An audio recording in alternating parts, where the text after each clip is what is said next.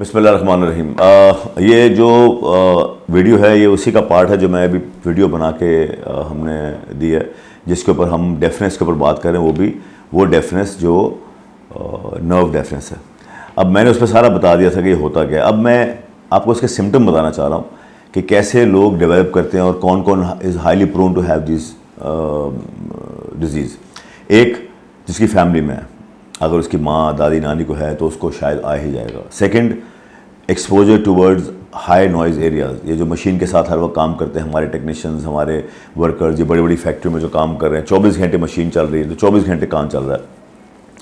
तीसरा, अगर ड्रम में कोई डिजीज़ है, आपने कान की कॉटन बड मार के पर्दा फाड़ दिया, जिसका एहसास आपको कम से कम 6 महीने बाद होगा जब उसमें से पस आती है, तो वो लोग, उन लोगों को हो जाता है। चौथा, nutrition deficiencies, B12, vitamin C, vitamin A, ये अगर कम हो जाएगा आपके जिस्म में तो आपकी चीज़ें ख़राब होना शुरू हो जाएंगी। जिसमें आई साइट है, जिसके अंदर हेयरिंग लॉस है, जिसके अंदर आपकी टीथ के एनामल्स हैं, आपके टीथ है कैल्शियम की वजह से, तो ये पूरी जिस्म उस पर चलता है, वो लोग ख़राब हो जाएंगे।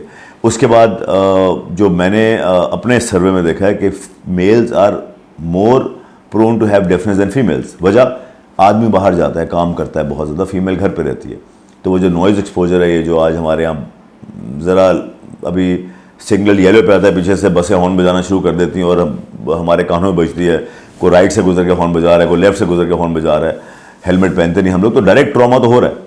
ये जो बसों के इतने ऊंचे ऊंचे हॉर्न और बाइक्स के ऊंचे हॉर्न है, ये हमारे कानों को ख़राब कर रहे हैं, लेकिन उस पर तवज्जो नहीं देता। ये नहीं मैं कह रहा कि आप हॉर्न पूरी दुनिया में बजाना माना, उसकी वजूहत हैं। एक तो वो बदतमीजी कहलाता है, दूसरी पर नॉइज़ ट्रॉमा है। ये आप कहीं भी बाहर जाएंगे, अगर हॉर्न बजाया तो इसका मतलब आपको किसी ने बहुत बुरा भला कहा है। तो ये एक दो तीन चीज़ें हैं जो हम देखते हैं। तो नॉइज़ ट्रॉमा सेकंड कॉज है, न्यूट्रिशनल डेफिशिएंसीज भी कॉज है। अच्छा, उसके बाद कान से छेड़खानी करना, ये मैंने देखा है। अभी मेरे पास एक पेशेंट आया, वो इतनी बड़ी किट ले आया मेरे पास, उसमें 15-20 किस्म के स्क्रू ड्राइवर, चमचियाँ, कांटे थे, वो कान की मैल निकालने के लिए, पता नहीं उसने कहाँ से लिए थे, और एक नहीं 10 लोग ले रहे हैं। तो मैंने उससे पूछा, मैंने कहा ये आप क्या कर रहे हैं? कहते सर ये तो ऑनलाइन मिलता है सारा, कौन आपके पास आएगा और ये पैसे देगा, ये कान तो मैल तो बननी है और वो निकलना ज़रूरी है। तो मैंने उनसे एक बात की, मैंने कहा देखें, अल्लाह ताला ने अगर गंद का सिस्टम बनाया हुआ ना, तो उसको निकालने का सिस्टम बनाया हुआ है। अगर आप पेशाब और सुबह पखाना करते हैं तो वो निकल जाता है, वो अंदर नहीं रहता, आप नहीं निकाल सकते ना, वो खुद ऑटोमेटिकली निकलता है। ये आपकी कान की हिफाजत है। ये अगर गंद होता ना तो निकलने का सिस्टम बनाया होता।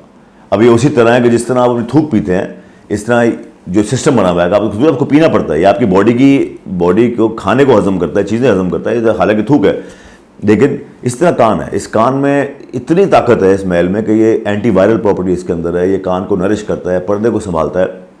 सिर्फ इसकी एक्सपायरी डेट है। जिस तरह फीमेल्स में मेंसेस है ना, कि हर महीने उनको आना है, वो गंदा खून निकलना है, नया खून बनना है, इस तरह हमारा कान भी है। ये मैल निकालनी पड़ती है जब ये ड्राई हो जाएगी, और वो डॉक्टर निकाल सकता है। आप अगर उसको पुश करते रहेंगे तो आप उस पर्दे को ट्रॉमा करते रहेंगे, जिसको अल्लाह ताला ने बहुत नाजुक बनाया हुआ है। वो जब उसको लगता रहेगा तो एक वक्त आएगा वो छोड़ देगा, उसमें नील पड़ जाएगा और आप बहरे हो जाएंगे। नर्व्स का गुच्छा है उसके अंदर, आप उसको टच करेंगे, आपको बल्कि आप आवाज़ हल्की सी सीटी बजाएंगे, फूंक मारेंगे, फील करता है, वो इतना नाजुक है। लेकिन हम उसके साथ खेलते रहते हैं, उसको छेड़ते रहते हैं, तो नाज़ी बात है, आप उसे छेड़ेंगे तो वो आपको फिर ऐसा छेड़ेगा कि आप मशीन लगाना शुरू हो जाएगी। तो एक चौथी रीज़न कि you will not play with your ear, you will not clean your ear, you go to your doctor, उसको चेक कराएं। और मैंने ये भी देखा, एक और चीज़ मैं यहाँ एक ऐड करूँगा, हालांकि पिछले वीडियोस में थी लेकिन ऐड कर रहा हूँ, कि लोग मेरे पास ड्रॉप डाल के आते हैं कि सर कान बनता, हमें लगा मैल है।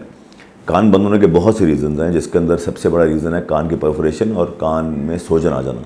उसमें अगर आप मैल के ड्रॉप्स डालेंगे तो पर्दा ख़राब हो जाएगा। तो there are always 2 visits for ear. 1, you go to a doctor and get yourself checked, वो बताएगा कि क्या है, देन आप मैल के ड्रॉप डालेंगे। आप घर पर के ड्रॉप नहीं डाल सकते, मेरी एडवाइस है, बाकी तो हर कोई अपने हिसाब से चलता है।